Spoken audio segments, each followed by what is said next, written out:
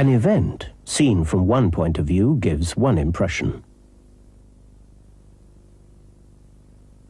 Seen from another point of view, it gives quite a different impression. But it's only when you get the whole picture you can fully understand what's going on. It's a great clip, isn't it? And I thought that in 29 seconds it tells more about the power of and importance of independent media that I could say in an hour. So I thought that it would be good to start with it. And also start with a little bit of statistics. According to relevant researches, 83% of the population of this planet lives in the societies without independent press. Think about that number. 83% of the population of the whole planet does not really know what is going on in their countries. Information that they get gets filtered through somebody who either twists that information or colors that information, does something with it. So they're deprived of understanding their reality. That is just to understand how big and important this problem is. Now, those of you who are lucky enough to live in those societies that represent 17%, I think should enjoy it until last. You know, Sunday morning you flip the paper, get your cappuccino, enjoy while it lasts, because as we heard yesterday, countries can lose stars from their flags, but they can also lose press freedom, as I guess Americans among us can tell us more about. But that's totally another and separate topic, so let me go back to my story. My story starts, the story I want to share starts in 1991. At that time I was running B92, the only independent, for that matter, the only electronic media in the country. And I guess we were sharing, or we had that regular life of the only independent media in the country, operating in a hostile environment where government really wants to make your life miserable. And there are different ways. Yeah, it was a usual cocktail, a little bit of threats, a little bit of friendly advice, a little bit of financial police, a little bit of tax control. So you always have somebody who never leaves your office. But what they really do, which is very powerful, and that is what governments in the late 90s started doing, if they don't like independent media companies, you know, they threaten your advertisers. Once they threaten your advertisers, market forces are actually, you know, destroyed, and advertisers do not want to come, no matter how much does it make sense for them, do not want to come and advertise, and you have a problem making ends meet. At that time, at the beginning of the 90s, we had that problem, which was, you know, survivable on one side, but what was really painful for me was, remember, beginning of the 90s, Yugoslavia is falling apart. We were sitting over there with a country in a downfall, in a slow motion downfall. And we all had all of that on tapes. We had the ability to understand what was going on. We were actually recording history. The problem was that we had to retape that history a week later because we could not afford enough tapes to keep archives of that history. So, if I gave you that picture, I don't want to go too long on that. In that context, a gentleman came to my office at that time. It was still 1991. He was running one media assistance organization, which is still in business. Gentleman is still in business. And you know, what did I know at that time about media assistance? I would think media assistance organizations means they should help you. So I prepared two plans for that meeting, two strategic plans, the small one and the big one. Small one was, I just wanted him to help us get those damn tapes so we can keep that archive for the next 50 years. The big plan was to ask him for a $1 million loan, because I thought, I still maintain, that serious and independent media company is a great business, and I thought that B92 will survive and be a great company once Milosevic is gone, which turned out to be true. It's now probably either the biggest or the second biggest media company in the country. And I thought that the only thing that we needed at that time is $1 million loan to take us through those hard times. To make a long story short, gentleman comes into the office, great suit and tie. I gave him what I thought is a brilliant explanation of the political situation and explained how hard and difficult the war will be. Actually, I underestimated the atrocities, I have to admit. Anyway, after that whole big, long explanation, the only question he had for me, and this is not a joke, is, are we paying royalties after we broadcast music of Michael Jackson? That was really the only question he had. He left, and I remember being actually very angry at myself, because I thought there must be an institution in the world that is providing loans to media companies. It's so obvious, straight in your face, and somebody must have thought of it. Somebody must have started something like that. And I thought, I'm just dumb, and I cannot find it. You know, in my defense, there was no Google at that time. You could not just Google in 91. So I thought that that's actually my problem. Now, we go from here, fast forward to 1995. I left the country.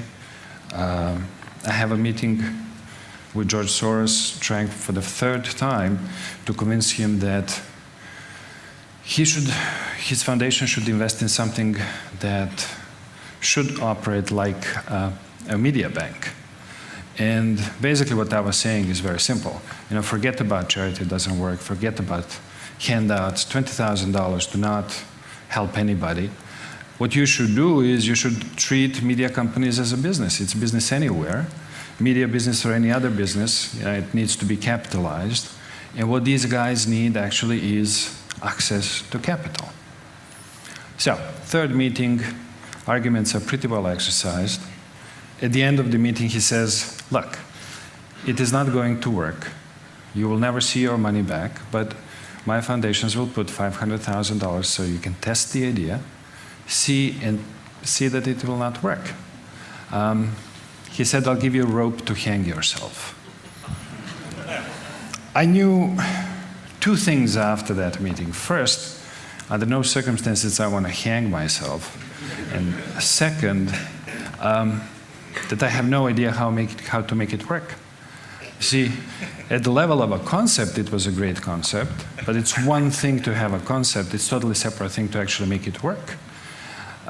So I had absolutely no idea how that could actually work. I had the wrong idea. I thought that we can be a bank. See, banks, I don't know if there are any bankers over here, I apologize in advance, but it's the best job in the world. You know, you find somebody who is respectable and has a lot of money, you give them more money, they repay you that over time, you collect interest, do nothing in between. So I thought, why don't we get into that business? So here we are having our first client, brilliant, first independent newspaper in Slovakia, government cutting them off from all the printing facilities in Bratislava. So here's a daily newspaper that has to be printed 400 kilometers away from the capital. It's a daily newspaper with deadline of 4 p.m.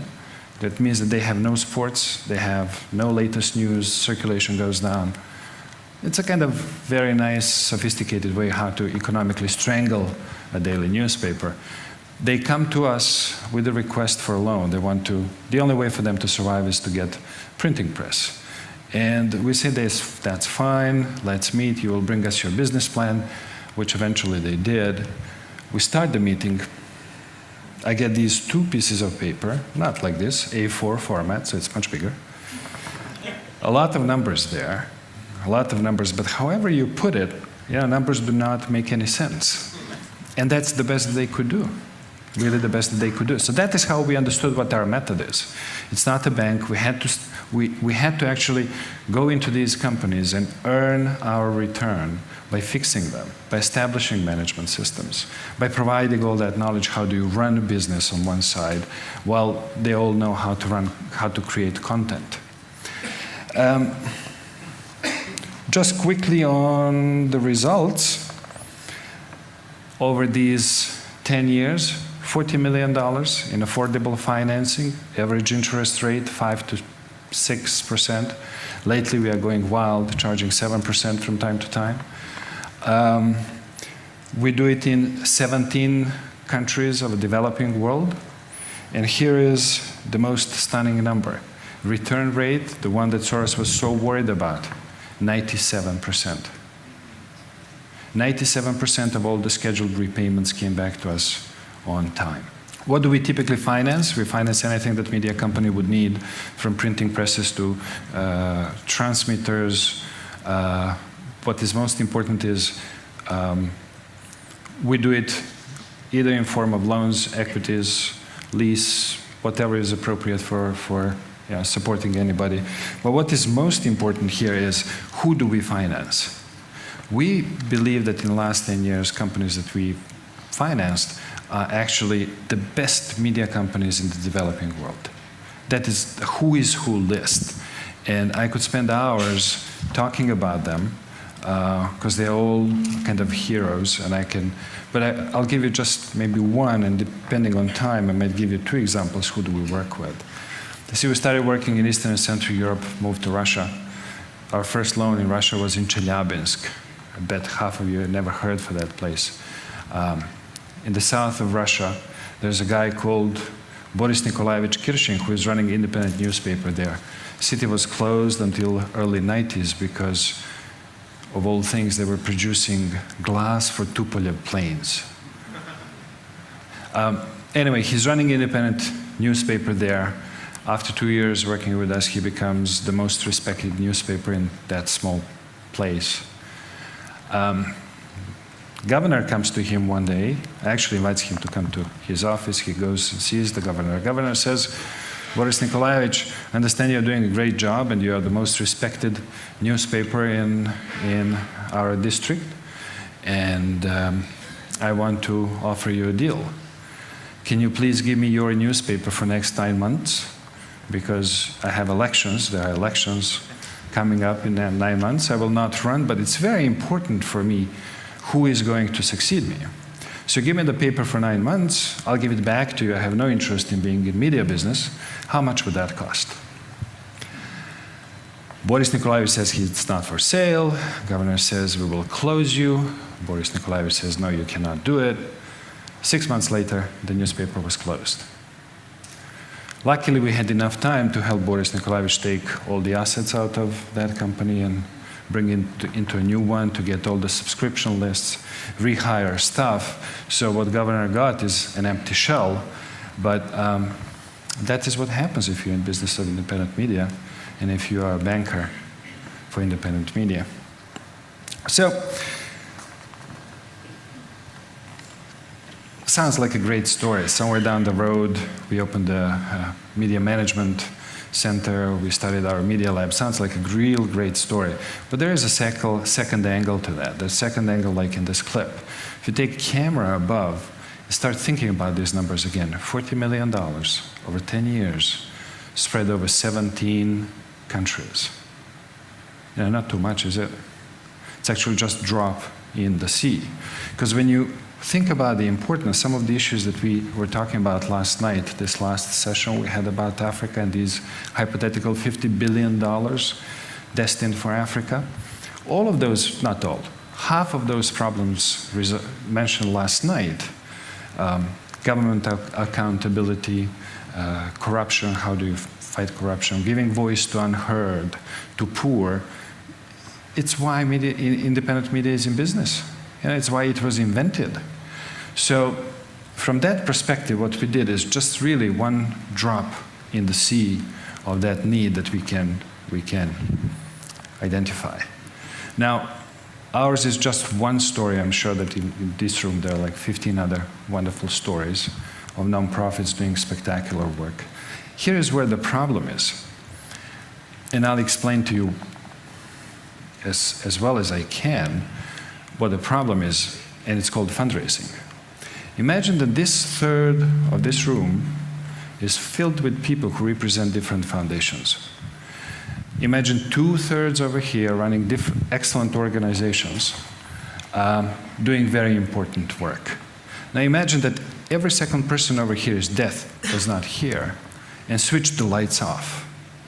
Now, that is how difficult it is to match people from this side of the room with people of that side of the room.